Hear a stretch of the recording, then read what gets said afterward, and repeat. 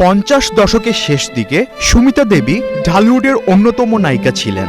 আসিয়া ছবির মাধ্যমে চলচ্চিত্র জীবনের শুভ সূচনা ঘটে তার। চলচ্চিত্রকার ফতে লোহানী আসিয়া ছবিতে হেনা নাম পাল্টিয়ে সুমিতা দেবী রাখেন।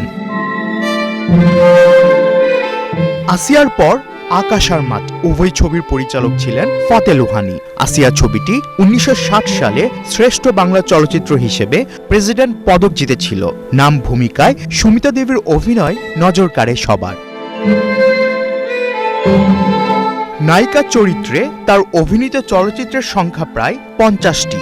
বাংলা ছবির পাশাপাশি বেশ কয়েকটি উর্দু ছবিতেও অভিনয় করেছেন সুমিতা দেবী। এছাড়াও শতাধিক চলচ্চিত্রে সহনায়িকা কিংবা পার্শ্ব চরিত্রে অভিনয় করেছেন। কখনো আসেনি সোনার কাজল, 2 পয়সার আলতা, কাচের দেয়াল, এই তো জীবন, 2 দিগন্ত, বেহুলা, আগুন নিয়ে খেলা, অভিশাপ, ওরা 11 জন, সমাধি, সুজন সখী, আমার জন্মভূমি তার অভিনীত উল্লেখযোগ্য সিনেমা।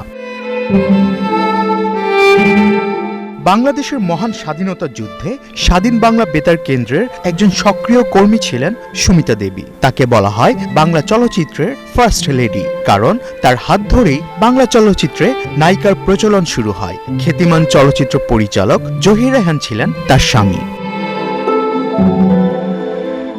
2004 সালের 6 জানুয়ারি তিনি মারা যান। মিরপুর শহীদ বুদ্ধিজীবী কবরস্থানে তাকে রাষ্ট্রীয় মর্যাদায় দাফন করা হয়।